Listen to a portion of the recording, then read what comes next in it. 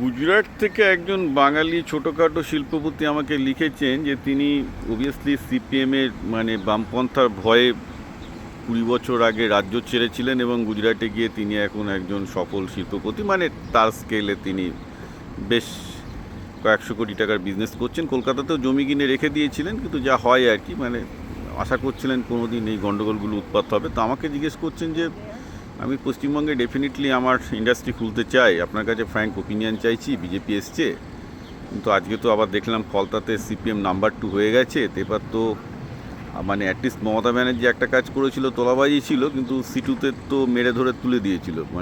শ্রমিক সংগঠন পশ্চিমবঙ্গের মাথা তুলে দাঁড়াতে পারেনি, সেটা উনি জানেন। বললেন যে আবার কি তাহলে সিটু ফিরে আসছে, কারণ উনি যেটা জিজ্ঞাসা করছেন যে পশ্চিমবঙ্গে এখন ইনভেস্ট করা সেফ না রিস্কি হবে। কারণ ওনার মনে হয়েছে এই ফলতার রেজাল্টে আজকে আমি মেসেজটা পেয়েছি যে আবার সিটু দৌড়াত্ম ফিরে আসবে কি না। আমি বললাম দেখুন, ভারতবর্ষে ট্রেড ইউনিয়নিজম তো লিগাল, আইনের পথে সিটু তো তার ট্রেড ইউনিয়নিজম করতেই পারে, কিন্তু ট্রেড ইউনিয়নকে ভাঙার জন্য ইনফ্যাক্ট আমি বলবো মালিকরাই অনেক রকম বেআইনি জিনিসপত্র করে। আপনি যেহেতু মালিক নিশ্চয়ই ভালো জানবেন। এবং সবচেয়ে বড় কথা হচ্ছে এই যে পশ্চিমবঙ্গে বামপন্থা কতটা ক্ষতিকর, এটার বিরুদ্ধে যদি বিজেপি তাত্ত্বিক লড়াইটা লড়তে না পারে, ঐতিহাসিক লড়াইটা লড়তে না পারে, যেটা অ্যাকচুয়ালি বিজেপি কখনোই করবে কোনো আমি জানি না, তাহলে মুশকিল আছে। তাহলে আবার সিটু ফিরে আসতে পারে। কারণ মানুষকে ওই যে একটা ওরকম আশা দেওয়া হয়েছিল যে আন্দোলন করলে তোমরা তোমাদের দাবি মিটবে, এই করবে, টাকা দেবে। আমি আবার বলেছি ঐতিহাসিকভাবে আমি কোনো প্রমাণই পাইনি যে ওইভাবে শ্রম ধর্মঘট করে বা শ্রমিকদের ধর্মঘট করে পৃথিবীতে শ্রমিকদের আদৌ কোথাও ভালো কিছু হয়নি, রাইট? আপনি প্র্যাকটিক্যাল, যেহেতু আমি আপনাকে প্র্যাকটিক্যালি বলি, সেটা আমি সত্যি ওই উত্তরটা দিতে পারবো। এটা অনেকটাই ডিপেন্ড করছে বঙ্গ বিজেপির ওপর, যে তারা ভবিষ্যতে আগামী দিনে সিপিএমের ট্রেড ইউনিয়ন সিটুকে কীভাবে ট্যাকল করবে। মমতা ব্যানার্জি তো মেরে ধরে পুরো বসিয়ে দিয়েছিল। তো তাতে কিন্তু পশ্চিমবঙ্গে যেটা হয়েছিল সেটা হচ্ছে এমএসসি বা ছোটো ছোটো শিল্পগুলো কিন্তু মোটামুটি চলছিল। পশ্চিমবঙ্গে যেটা হয়েছিল, শিল্পপতিতে মূল সমস্যা ছিল তোলাবাজি। শ্রমিক ধর্মঘট কিন্তু আর প্রবলেম ছিল না। সিপিএম আমলে ছিল শ্রমিক ধর্মঘট, তারপর হলো তোলাবাজি।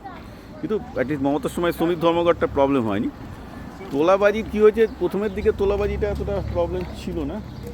কারণ যেটা হয়েছে সেটা হচ্ছে যে মোটামুটি তোলাবাজির পরিমাণ একটা কম ছিল আর কি, যে পার্ট অফ দ্য বিজনেস হিসেবে ছিল। পরবর্তীকালে লাস্ট 5 বছরের তোলাবাজি অসম্ভব রকমের বেড়ে যায় পশ্চিমবঙ্গে, যার জন্যে লোকজন পুরো বেঁকে বসে। ইন এনি কেস, ঘটনাটা হচ্ছে এই যে সত্যি কথা বলতে কি উত্তর আমি জানি না, কিন্তু বিজেপি যদি সিটুকে আটকাতে না পারে তাহলে পশ্চিমবঙ্গের শিল্পের অবস্থা আবার খারাপ হবে, কিন্তু করতে পারবে না। সুতরাং বিজেপির হাতে যেহেতু পুলিশ আছে, এই আছে, তারা দেখবে কী করবে। কিন্তু বেআইনিভাবেও আমি কোনো সমধর্মঘটকে ভাঙতে বলবো না। আমি যেটা বলবো সেটা হচ্ছে এই যে পশ্চিমবঙ্গের মানুষকে বামপন্থার নামে মুরগি করা হয়েছে। অধিকাংশ মানুষ বামপন্থা কি জানেই না, লেনিন কি বলেছে সেটাও জানেন না, বামপন্থা বা কমিউনিজমের ধ্বংসের ইতিহাস অধিকাংশ বাঙালি জানে না। এগুলো বামপন্থার একটা পজিটিভ ইমেজ অনেক বাঙালির কাছে রাখা হয়েছে, যেটা হয় যে অধিকাংশ লোকজন তো পড়াশোনা করার মতো সময় করতে পারে না বা করতে পারে না, তাদের জীবন সংগ্রামে অধিকাংশটা সময় চলে যায়।